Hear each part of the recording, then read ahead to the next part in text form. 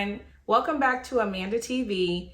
I'm Amanda, and today is a very special episode because it is my 4-year anniversary of AnxPuzzles, and I'm just so excited, and I just want to start telling you where we started from the beginning. I do have a video on how I got my product into Target, and I kind of told the story there, but now looking back, I've been in Target for 18 months now, and it's our 4-year anniversary. I think it's time for a little, look down memory lane, and just to give you some things that I would or would not ever do again.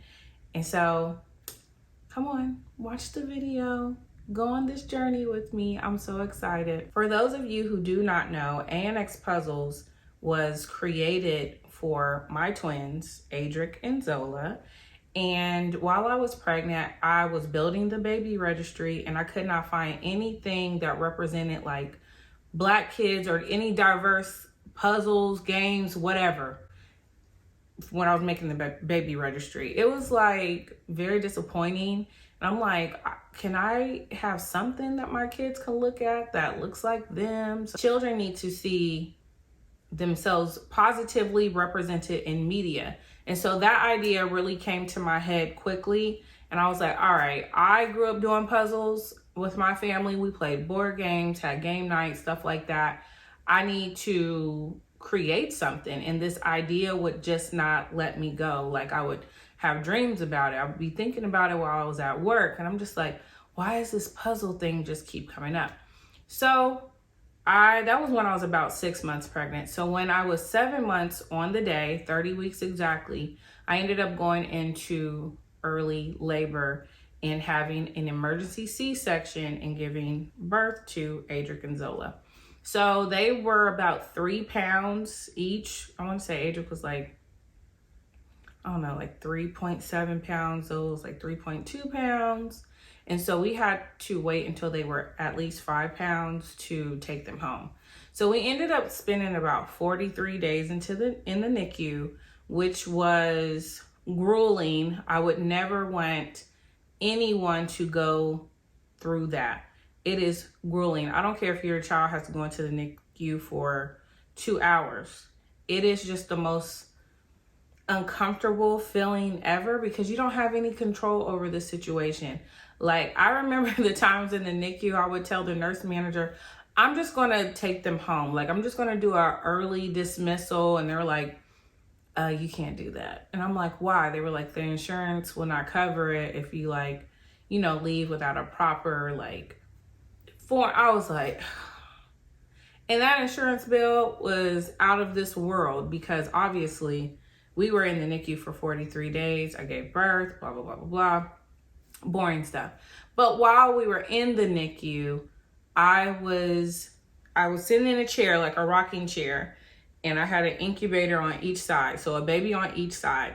And I remember Adric was on this side and Zola was on this side. And I had a little notebook and I started sketching. And I am not an artist. I can't really draw for real.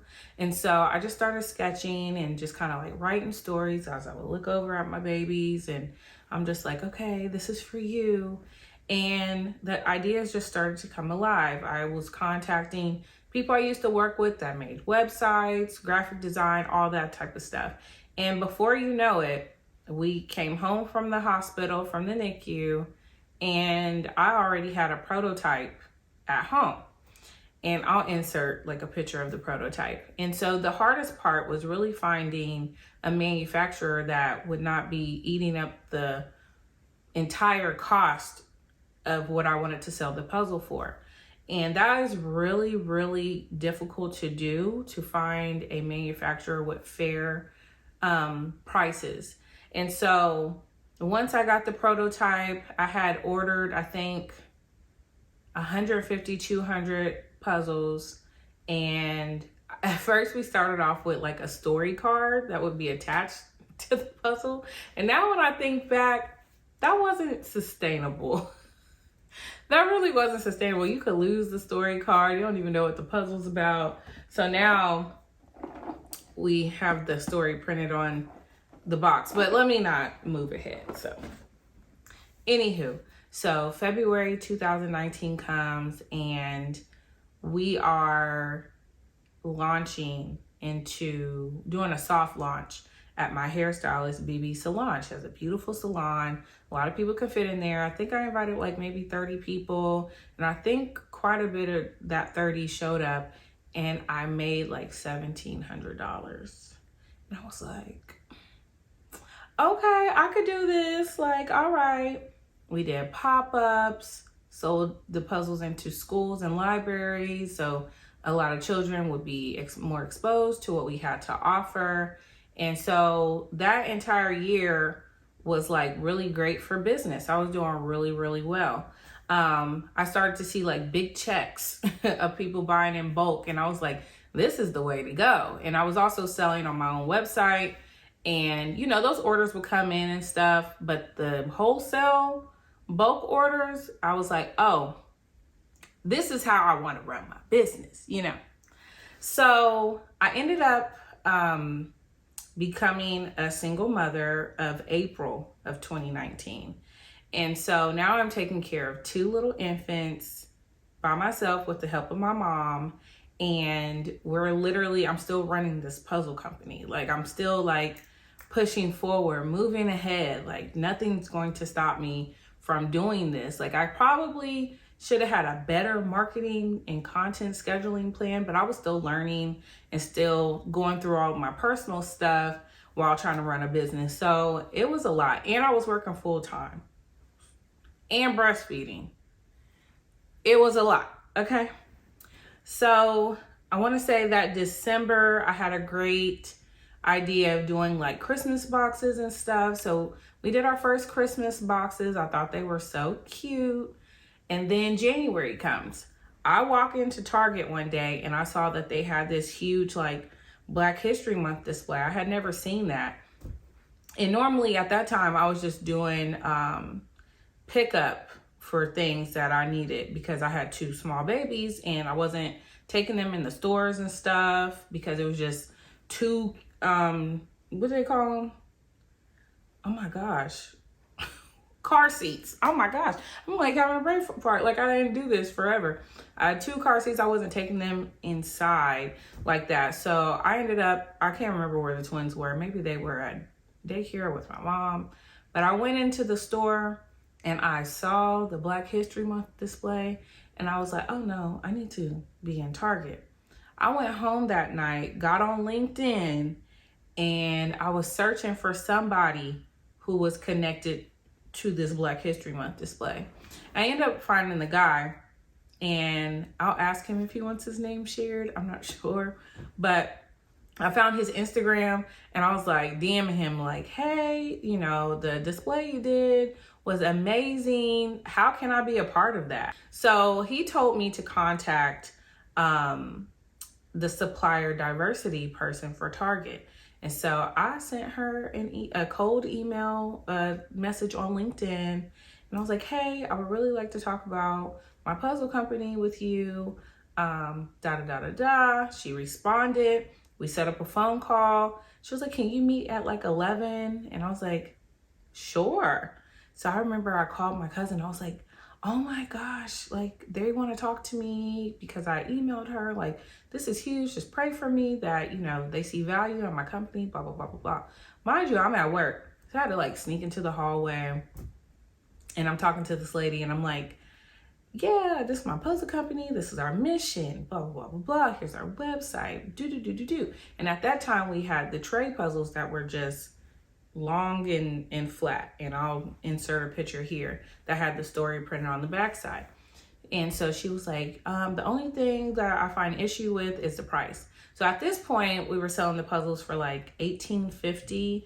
And so they were kind of like boutique puzzles. I was thinking of like when you go to the airport or like little indie boutiques, you find one of a kind things that you never really see. And so this was the price.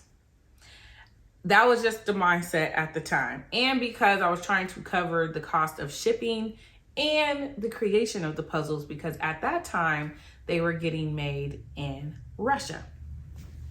So I just laugh when I think about it, because I'm like, I could not find a manufacturer in the US that could do the quantity for a price that would be feasible for a small business. I really wanted to find something. I was like, should I make my own manufacturing company? But, you know, bright ideas, whatever.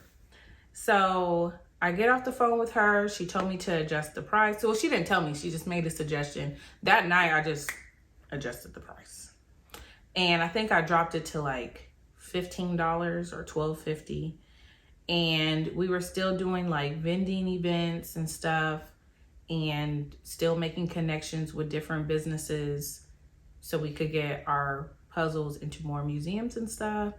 And that's when my puzzles ended up going to a museum in Kansas, where I'm from, via my high school best friend Peyton.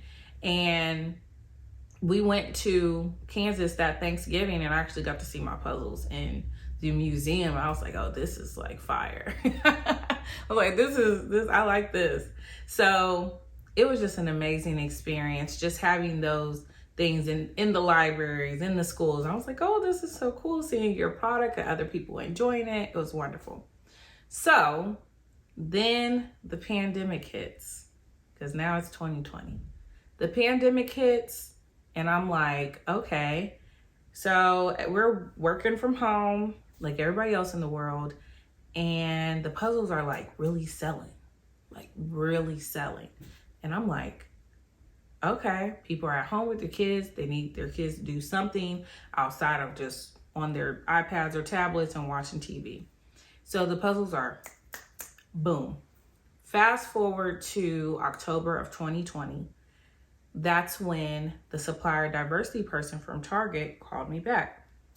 And she was like, hey, I have great news. We want you to be in Target, da-da-da-da-da. And I'm like, for real? Like, you being for real? Stop playing with me. And she was like, yeah. And I was like, really? And at first I'm like, is this her right email? Like, am I being scammed? Like, what is going on? So I'm thinking, oh, for Black History Month? And she was like, well, it's a little too late to be in Black History Month. I'm thinking, no, it's not, girl. I can order these puzzles. They could be here on Wednesday. Like, you know, whatever. I can make some new designs. I can get in the lab and like really get to cooking. But doing a bulk inventory takes time and it takes money. So my life and my mindset began to shift right at that moment. I went on an extreme learning curve for 9 months. I'm still on this extreme learning curve as I talk to you today, but something beautiful really began to happen. So that was October 2020, and I was still working full-time. Still working full-time with my 9 to 5, which I love, but we were still working from home, and we would have events and stuff. So I was being stretched very thin, but it was a really great experience. So from January to, I want to say April, it was reconfiguring what the product would look like, which is what you see today. I had to find a new manufacturer. Where was I going to find someone that could do that large of quantity? I needed 50,000 puzzles made at one time, 30,000 puzzles made at one time, 100,000 puzzles made at one time, 35,000 puzzles made at one time. Who could do that in a turnaround and then get it back to the US? Literally, when you have a huge business like that, you have to probably outsource and import goods. It just is what it is. And so I had to learn all of that kind of just throughout many books, YouTube, Audible, podcasts, like, I mean, you name it. I was probably getting around like 4 or 5 hours of sleep for like 9 months, because I had to learn very quickly how to scale my business so I could be ready. So fast forward to May of 2021. Now we're in May of 2021. My grandmother ends up passing away 2 days before my relocation court date. And so I had to kind of conceal that pain because I had to fight this battle, you know. And so the court case came, pled my case. I had a wonderful lawyer, like why we should move, blah, blah, blah. And we had to wait on the judge's decision. And the judge told us that normally takes about 2 to 3 weeks because they were a little backed up. But it ended up taking them like 2 to 3 months to tell me, like, am I going to be able to move? Because now I'm trying to shift all of my business stuff to get ready for this launch in August. And it was a lot. And I was just praying. And I'm like, Lord, please let us move. Like, please let us move to North Carolina, please. And so we ended up moving. And that was just such a blessing when we got the email. And I was like, oh my God, like I get to move out of Pittsburgh. Even though I loved Pittsburgh, I was there for 8 years, but you know, just had to make the right decisions for my business and my family. And so I was just very pleased with that. So now it's launch time of the puzzles. And I had probably an amazing launch party, and we went into Target and saw the puzzles there and all that stuff. And it was just beautiful. What a beautiful day. It ended up raining for like 15 minutes, but it was scorching hot that day. And if you know anything about Pittsburgh, it does not get like scorching hot how it does here in North Carolina. So I was like, maybe that was my introduction to what the heat was going to be like here. Okay. So we ended up launching into Target, and I was really pushing for them to put the puzzles online because I'm like, I know my target audience. They want to be able to just buy it fast and not have to like go into the store and stuff like that. So let me tell you something. When you scale that fast, you need to be prepared for what scaling that fast really, really looks like. You have to, I don't say that I regret it, but I wish that I had like a mentor that could have prepared me for scaling that fast. I was not ready. I was ready because God made me ready, but I was like afraid. Like this was a huge task. Like I had to deal with freight getting stuck on the ocean because of COVID. Like I had a container on the ocean for like 90 days, 91 days. Like those type of things people don't talk about because they want to glamorize business, but nothing about being an entrepreneur is glamorous at all. I'm here to tell you the truth. Like, don't let these people lie to you. It is not glamorous, okay? So now we're here in 2023, and it's my 4-year anniversary. Now, what has happened since the launch to today? Not a lot of events as it was before getting prepped for this, which is a good thing. It's been a smooth sailing ride.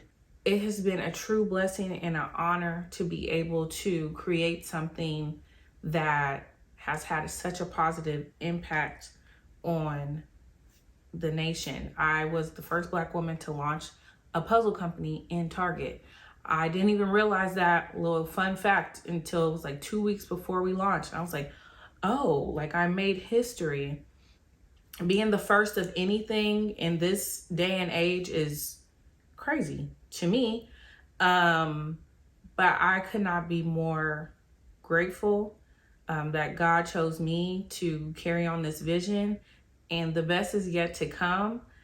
So thank you for supporting me. I just wanted to do that quick little recap for those who didn't know our story. My children, these ones are open because these are the ones that they play with. I actually need to get, ain't that a shame? I need to get my kids some more of the puzzles that were created for them. There are so many benefits of your child doing puzzles. And I'm not like anti-digital because my kids have tablets too. I just got a time set limit on there.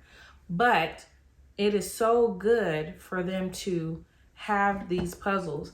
Of course, this racetrack puzzle. If you know my son, Adric, you know that he is obsessed with cars, trucks, vehicles, automobiles. If it has an engine, he's obsessed. Of course, I created this one for him. And with Zola, I've created so many for her over the years. But she actually really likes Spaceship. This is her favorite puzzle ever. I think when she was younger, she said something to me about her being like an astronaut. So I created it. Basically, I draw inspiration from my children and the children around me. When we still had the tray puzzles, I had a dance ballerina puzzle. For Zola, I had a horse puzzle for my goddaughter because she's obsessed with horses. You know, just different, drawing inspiration from the people around me. I have some new ideas because my kids say stuff all the time. I'm like, oh, that would be a good puzzle. That would be a good puzzle. Please support us by shopping our puzzles, not only for your child, but doing the puzzles yourself is like really relaxing. Getting away from your phone a little bit. I know it's hard, but I do puzzles all the time still. And so maybe adult puzzles could be like next on the things that we do. I don't know. We'll see what God has in store for us, because I'm just praying like, Lord, what do you want me to do next? Like, where are you taking us next? So thank you for watching. And as always, don't forget to like, comment, and subscribe. And I will see you on my next video. Make sure you go out and get these puzzles.